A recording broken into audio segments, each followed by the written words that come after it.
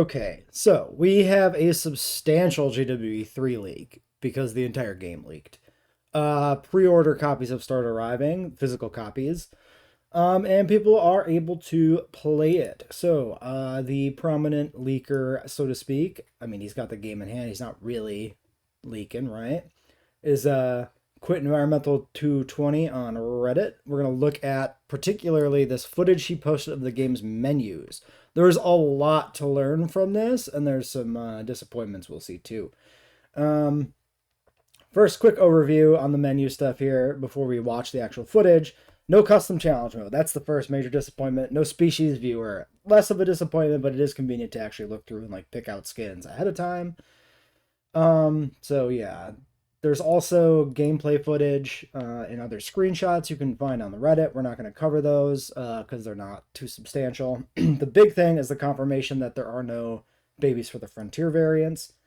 We got confirmation that a Frontier variant Giga will give birth to a spiky baby Giga. This is not a problem for some species that actually kind of resemble each other. Like the Iguanodon baby looks like the Frontier variant well enough that like that one doesn't bother me, but it is quite noticeable with the Giga. I'm curious if there will be any confirmation on the Deinonychus, because I was pretty convinced that we saw the baby in the video, but looking back on it, maybe we didn't, and it's just kind of a awkward frame because at the time that I had commented on that, it wasn't clear to me that the female Deinonychus didn't have the crest, right? So it might have just been two females, and I mistook the feathered female as a juvenile, which made me think the other one was a juvenile. So I'll have to see that. It's definitely going to be weird if the Deinonychus with the Frontier one with the fin gives birth to a feathery one, but that might be the case. Also, the biggest thing, the single biggest spoiler from all this, we know what the 10th map is. And rather than covering it here, because it is a spoiler for the end of the campaign, we will cover it at the very end of the video. And I'll do some spoiler warnings before then. So check back after the footage for that. So we're gonna skip through the early parts of it. He starts by looking at the workshop here. Frontier has a bunch of preloaded custom buildings coming from them, which is fun because this means that like Frontier people can definitely add more buildings over time and put them just on the workshop instead of putting them in like DLCs. So that's cool. And there'll be stuff for us to download like day one, right? What I want to talk about mostly is the actual meat and potatoes of the game, which is not the workshop. So we're going to skip through that stuff here. DLC menu, sure, very interesting. Sandbox. So no custom challenge mode means we need to rely on Sandbox, right? And here in Sandbox, we can see the island generator. We can see the square levels. We can see the 10 campaign maps. The last one, not available immediately in Sandbox. You need to unlock it. So we didn't know that. And then, of course, you can see the legacy maps with San Diego missing for whatever reason. I still don't know why San Diego's really gone. It doesn't feel like it should be, but it is. Which kind of sucks because I have a plan for a San Diego park build, so we'll just have to make our own San Diego with blackjack and hookers. This is the meat and potatoes, though, the actual settings. So, basic dinosaurs gameplay, park, and environment. Basic settings, your standard presets or your free ones or whatever. This is basically what's in JWE2. Control the guest types. You can enable or disable some basic stuff here that like it tells you about just by doing that. Or you can go into the finer menus to control stuff directly. So, egg failures, disease, injuries, starvation, dehydration, lifespan, juvenile maturity, status checks, feeder reserves, social requirements. We don't see the settings on these, so social requirements, no, not social requirements, comfort requirements could have like fussy. Yeah, dinosaur comfort off at the bottom. This is where the fussy setting would be, so maybe fussy's in the game. Because if we keep going down here, danger to guests, escapes, intelligent. Intelligent is in JWE3. That's pretty cool. That really changes how you build a park. It's nice that that's an option. Vehicle aggression, combat frequency. The rest of these are all pretty much what we expected. I mean, this is all JWE3 stuff, right? It's nice to see how things like intelligent are in the game. Herbivores able to initiate fights, send and summon. Send and summon is interesting because that was from introduced in the Sierra Nevada map in that DLC or whatever. So that maybe is just a base game function now, being able to send in someone with vehicles. Negative gene modification, aggressive animals, unlimited points, unlimited traits. Wait. Oh, this is saying you have infinite points. This is saying you can have infinite actual gene traits, like you would have more than 3. I don't think that's possible in 2, right? This is not a setting. This is new, right? I think so. I've never really played with like some of the crazier sandbox settings, so I don't know if you can actually turn off the 3 trait limit in 2. Cohab, breeding, this is expected stuff. I suppose dinosaur breeding check will always... Okay, this is new, yeah, obviously, because this is legitimate dinosaur breeding, not like hatchery production. Gameplay. So, contracts and narrative events return, scientists return, unrest returns, candidate refreshes are the same, apparently. Expedition fossils off or on. Maybe there's random dig sites here, but like this is the only place it can be. Spoilers. No evidence of random dig sites. So probably, honestly, probably gone, which is, of course, lame. Dinosaur Marketplace, we already know about that. Research, task time, these are the usual settings. We got, let's skip ahead a smidge here to park. Oh, I went too far. I went too far, but you got to go back. Okay, so the park settings. Power, fuel, invincible vehicles, sabotage risk. So this is already a toggle in 2, so the sabotage system is not substantially changing. Presumably, since this is, the risk difficulty, this is still caused by overworking your employees or whatever. How often... Wait. Sorry, I'm having an elderly moment.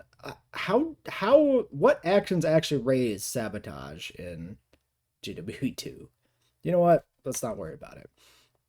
Instant construction. Maintenance wear and tear. That's a new thing for 3. Of course, you have that maintenance meter down on the bottom right-hand side of your screen, and then you need the little ATVs to travel around your park and repair things.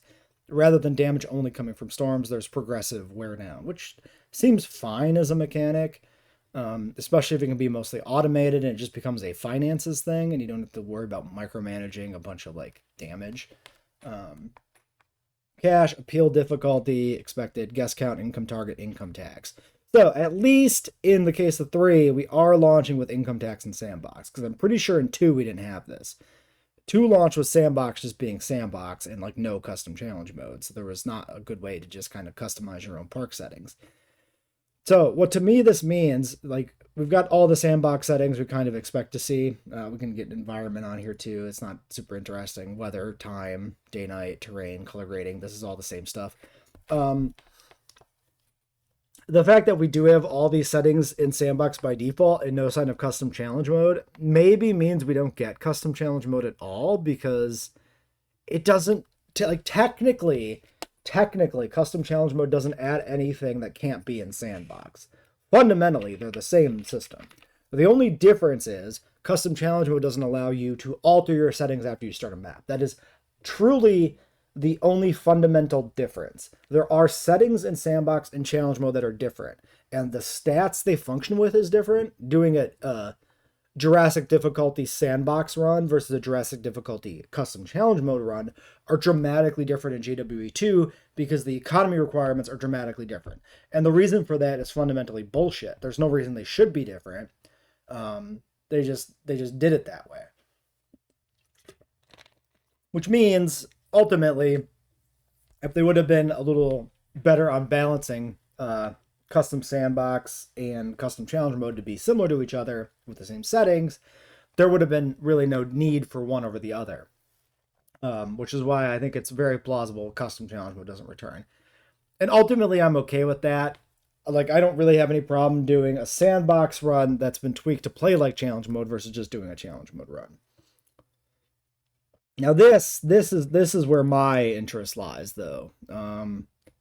Challenge mode.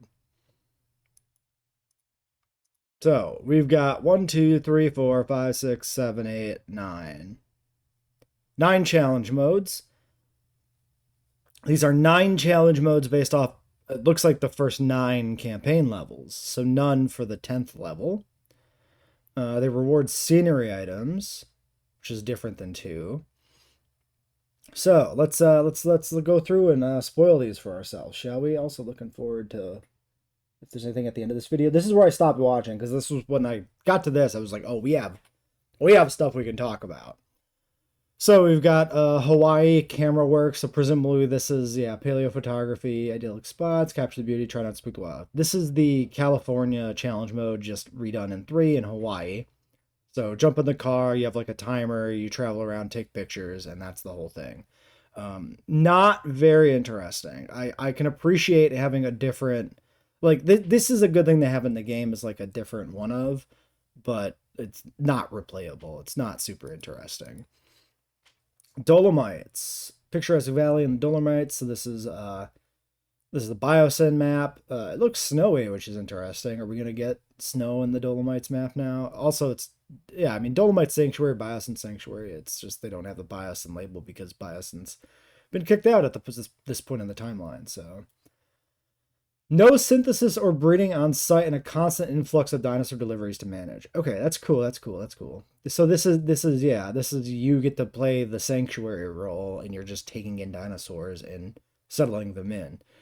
Also, probably, unless this is like really randomized what you get, which I doubt it is, this is also not going to be very replayable. But it's a fun concept for a park build. I like it.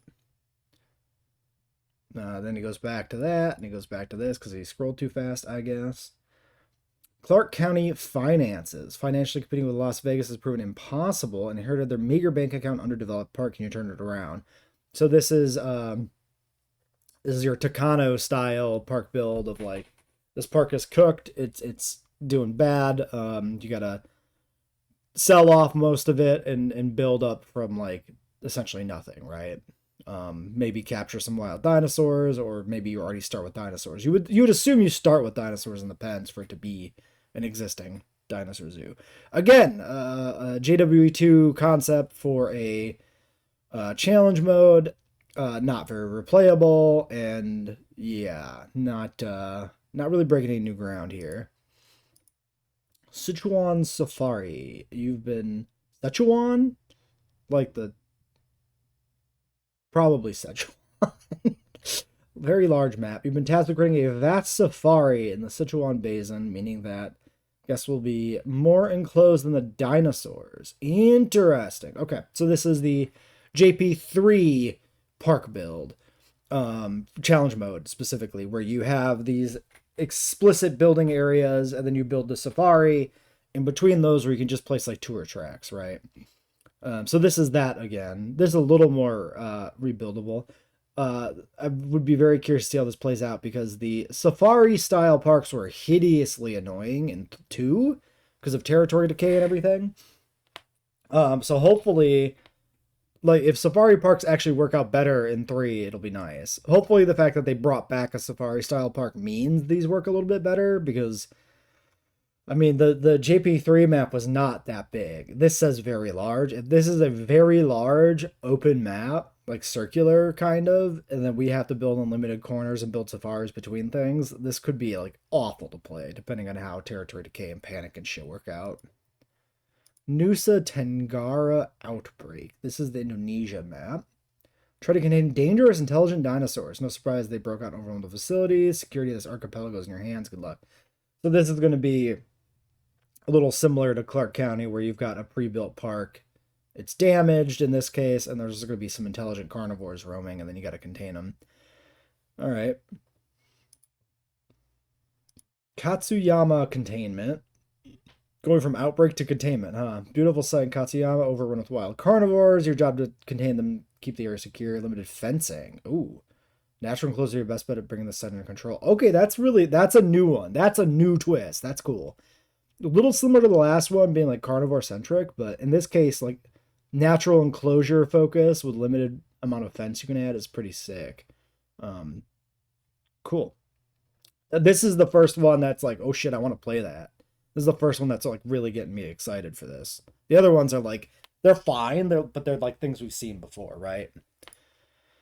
Badlands breeding. Scenic spot in the heart of the Badlands, rampant with fertile and fussy prehistoric life. Perfect opportunity to create a park focus on smaller animals if you can keep them happy. So this is probably the confirmation of the return of the fussy trait.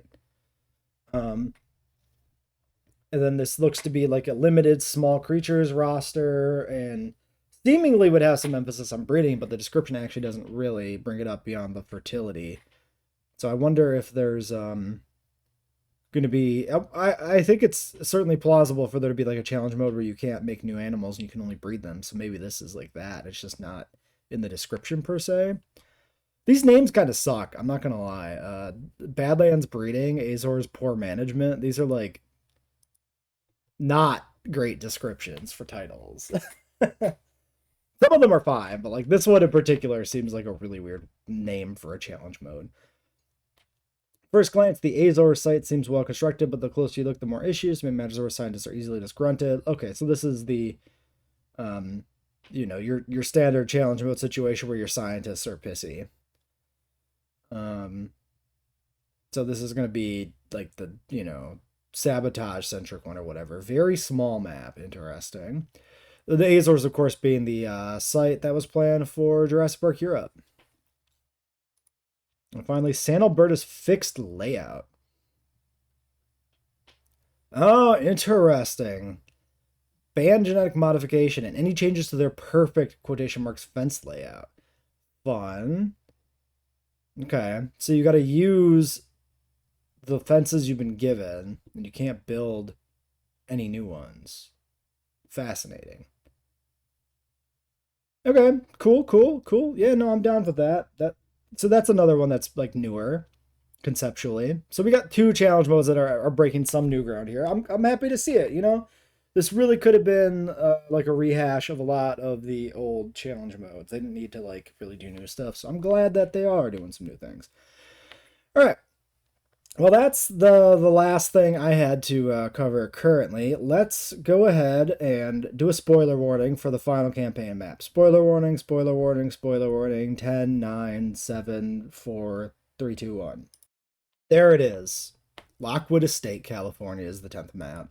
So after building every other park, we will return to the place that all began and build a park at the Lockwood Estate. Presumably with the Gothic mansion from Fallen Kingdom in the background.